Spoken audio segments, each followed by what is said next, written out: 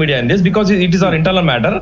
దేశం గురించి ఏమైనా మాట్లాడదామంటే మాట్లాడదాం, అది కూడా మాట్లాడదాం గురించి పక్కన పెడదాం. ఇది ఒకటే కాదు, మనం గురించి మనం అందరం గురించి మాట్లాడదాం అంతేగాని ఒక ఇనిషియేషన్ ప్రారంభం అయితే ఆఫ్ కోర్స్ ఎక్కడో దగ్గర అది మెల్లిగా ఇది పెద్ద వటవృక్షమై ఉండిపోయింది. ఫస్ట్ ఆ బ్రాంచెస్ కట్ చేస్తే ఆ తర్వాత మానవ దగ్గర రావచ్చు.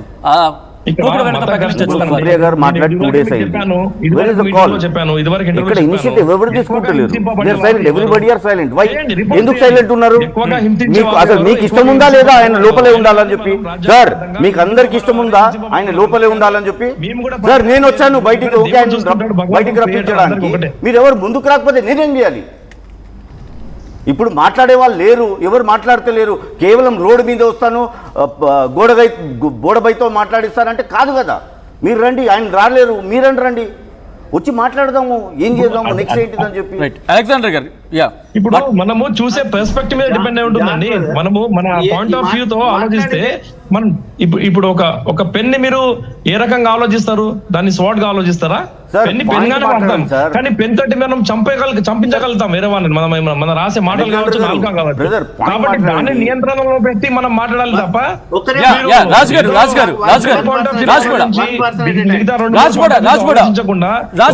డెలివరీ చేసేస్తే ఎలాగండి? అలెగ్జాండర్ గారు ఒక్క నిమిషం, రాజ్బోడ గారు ఏదో అంటున్నారు. లేదు, ఎట్ ఏ టైం ఒకరు మాట్లాడితే వినబడుతుంది, అందరూ. That is what I'm saying from the beginning నుంచి అదే అంటున్నా. ఒకరు మాట్లాడితే కమ్యూనికేట్ అవుతుంది. ఇందాకలా అడగడం జరుగుతోంది. ఇక్కడ ఆధారాలు ఉంటే ఆధారాలతో ముందుకు వెడితే సరిపోతుంది. సో ఇక్కడి నుంచి రాజ్బోడ ఏం చేయబోతున్నారు? ఆధారాలు ఉంటేనే మాట్లాడతారా, లేకపోతే ఆధారాలు లేకుండానే మాట్లాడే ప్రయత్నం జరుగుతుందా? రాజ్బోడా బ్రదర్ గారు ఆధారాలు చేయడానికి అతను సిబిఐ కాదు, అతను స్పెషల్ ఇన్వెస్టిగేషన్ ఆఫీసర్ కాదు, మీరు కాదు, నేను కాదు. ఇక్కడ 100 మంది భారతదేశంలో 1,00,000 మాట్లాడతారండి. ప్రతి ఒక్కరు మాట్లాడారు. అజయ్ బాబు గారు మాట్లాడితే వాళ్ళ గురించి మాట్లాడారు, మేము కూడా కొంతమంది మాట్లాడాము, కర్ణాకర్ గారు మాట్లాడారు, షఫీ గారు, రఫీ గారు, అందరు మాట్లాడారు. అందరి మీద కేసులు వేసుకుంటూ పోతే జైలు నిండిపోతాయి. కాబట్టి అలాంటి సమస్యలని పరిష్కరించడానికి మీ వేదికగా మేము పరిష్కరించాలని ఇక్కడ కూర్చున్నాము, అంతేగాని వాళ్ళకి. అలెగ్జాండర్ గారు మీరు అన్నారు ఒక 100 మంది మాట్లాడతారు, కానీ 100 మంది ఆరోపణలు చేస్తారు, కానీ కొంతమంది ఆరోపణలు చేస్తే దానికి గాఢత ఎక్కువ ఉంటుంది, ఆ వెయిట్ ఎక్కువ ఉంటుంది. కాదు, జోసెఫ్ గారు కేవలం క్రైస్తవులైనా లేకుంటే ఎవరి మీద కేసు వేసారా ఇప్పటిదాకా? మేమైతే మా క్రైస్తవుల మీద కూడా కేసు వేసామండి.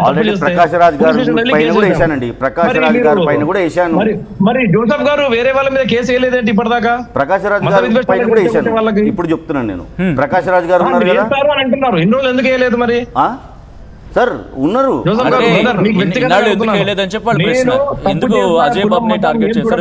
టార్గెట్ ఏం లేదండి. ఇప్పుడు మళ్ళీ స్టార్ట్ చేయాలి మొత్తం. ఇంటరా స్టోరీ మొత్తం ఇంటరా? ముందుకు వచ్చి కూర్చోండి, చెప్తాను. మీరు అక్కడ ఉండి ఇంట్లో కూర్చొని మాట్లాడుతుంటే కాదు, ఇంట్లో కూర్చొని మాట్లాడుతుంటే కాదు బ్రదర్, ముందుకు రండి. ఎవరు వస్తలేరు, న్యాయం కావాలంటారు.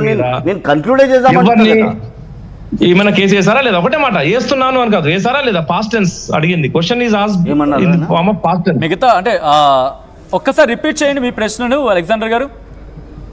నా ప్రశ్న ఏంటంటే, జోసెఫ్ గారు మత విద్వేషానికి గురైన కారణమైన మనుషుల మీద కేసు వేసారా ఎప్పుడైనా? సార్ ఆల్రెడీ మీ వేదికను చెప్పాను, ఏమని లిస్ట్ ఖచ్చితంగా వాళ్ళు లోపల పోతారు, ఖచ్చితంగా. ఇంకా మీరు సహకరిస్తే ఇంకా జల్దీ పోతారు, రేపే పోతారు. మీరు కాదండి, ముందుకే రాంది వాళ్ళ మీద మీరు ఇంట్లో కూర్చొని చెప్తే డిక్టేట్ కాదండి. మీరు రావాలి, బయటికి రావాలి, రోడ్ల మీద కాదు, ఇక్కడ రండి, ఇక్కడ వచ్చి మనం కన్క్లూడ్ చేద్దాము. మీరు కన్క్లూడ్ చేయకుండానే మీరు మీ సెల్ఫ్ గా కన్క్లూడ్ చేసుకొని సెల్ఫ్ గా జడ్జిమెంట్ చేసేసుకొని ఒకరి మీద కేసు వేసేసారు కదా. ఇప్పుడు అన్ని మీరే చెప్తారా? రాజ్గోడ అడిగింది ఏంటి? అన్ని మీరే చెప్తున్నాను కదండి. నేను అడిగింది ఏంటి? ఏ మతమైనా ఏ కులమైనా తప్పు చేస్తే తప్పే, అది కులం కాదు, మతం కాదు. ఏ మతం కూడా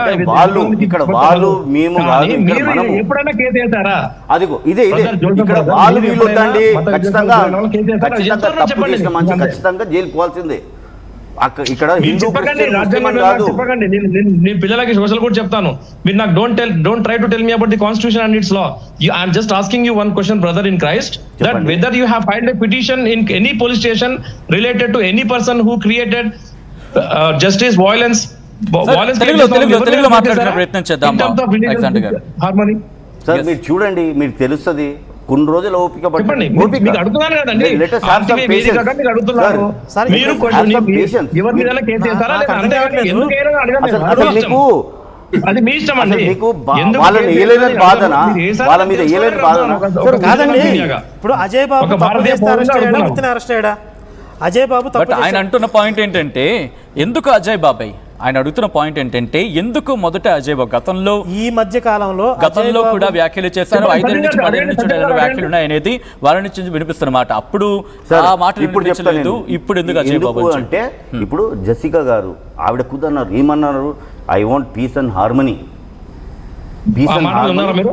అలెగ్జాండర్ గారు మీరు అడిగిన ప్రశ్నకు ఆయన సమాధానం చెప్తున్నారు ఏమవుతుంది రోజు రోజు టీవీ చూస్తే ఇదే గొడవలు ఇదే ప్రశ్నలు ఇదే గొడవలు అందులో రెచ్చగొట్టే వ్యాఖ్యలే వీళ్ళు చేశారు ఆయన చేసింది దేవదేవతను దూషించాడు అలాగే దేవుళ్ళ విగ్రహాలు పగలగొడతారు మంచి పరిణామం ఆయన చేసింది మంచిదేనా మీరు సమర్థిస్తారా ఇప్పుడు నా అనుభవాలు దెబ్బతీశాడు మంచిదేనా చెప్పండి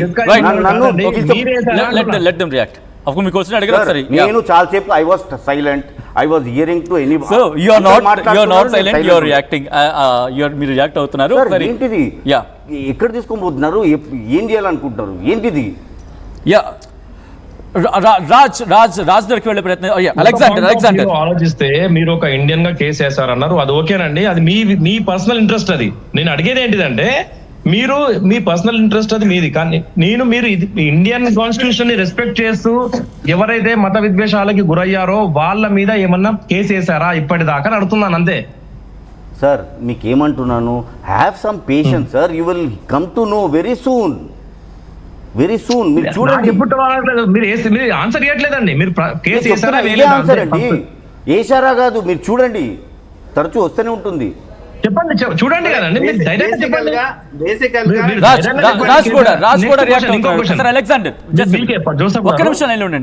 మీరు జెసికా పగడాల సిస్టర్ జెసికా పగడాల గారు మనం వాయిలెన్స్ చేయకూడదు అందరినీ క్షమించాలి ఎవరెవరైతే అలా మాట్లాడుతున్నారో ఇప్పుడు దాన్ని మీరు మీడియాలో తీసుకెళ్ళేసేసి మర్డర్ అయిపోయింది వాళ్ళని కూడా క్షమించాలి అని అన్నారు అని కొంతమంది ఎప్పుడు చెప్పలేదు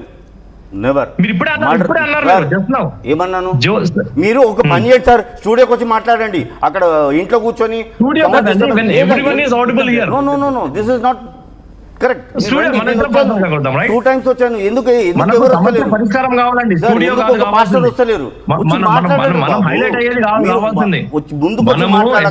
క్రైస్తవులు 1700వ శతాబ్దం నుండి ప్రపంచానికి ప్రేమిస్తూ ఇంకొకటి కరుణాకర్ బ్రదర్ మీకు ఒక విషయం చెప్పాలనుకుంటున్నాను మీరు బ్రిటిష్ వాళ్ళు వచ్చి అది చేశారు ఇది చేశారు అంటున్నారు కదా బ్రిటిష్ లో 3 రకాలు ఉంటాయి కదండి బ్రిటిష్ ఎంపైర్ వేరు ఈస్ట్ ఇండియా కంపెనీ వేరు బ్రిటిష్ మిషనరీ వేరు కదండి బ్రిటిష్ మిషనరీతో కొట్లాడింది కూడా బ్రిటిషర్సే కదండి ఏవే హోమ్స్ కావచ్చు అనీ బీసెంట్ గారు కావచ్చు అలెగ్జాండర్ డఫ్ గారు కావచ్చు ఆర్థర్ కాటన్ గారు కావచ్చు వీళ్ళందరూ సంక్షేమం వైపు వెళ్ళారు కానీ వీళ్ళు మతాన్ని ప్రచారం చేయలేదండి మతాన్ని కించపరిచింది British empire British East India company ఇది మీరు ప్రజలకు తీసుకెళ్ళండి అప్పుడు మనం హ్యాపీగా ఉంటాం అక్కడ అంటే ఇండివిజువల్ గా గతం గురించి అడుగుతున్న సందర్భాలు మళ్ళీ ఇది డైవర్ట్ అవుతుంది ఎక్కడికో వెళుతుంది ఇక్కడ నుంచి ఏం చేద్దాం అలెగ్జాండర్ గారు గతంలో ఆయన వ్యాఖ్యలు చేశారని ఒక్క నిమిషం అలెగ్జాండర్ గారు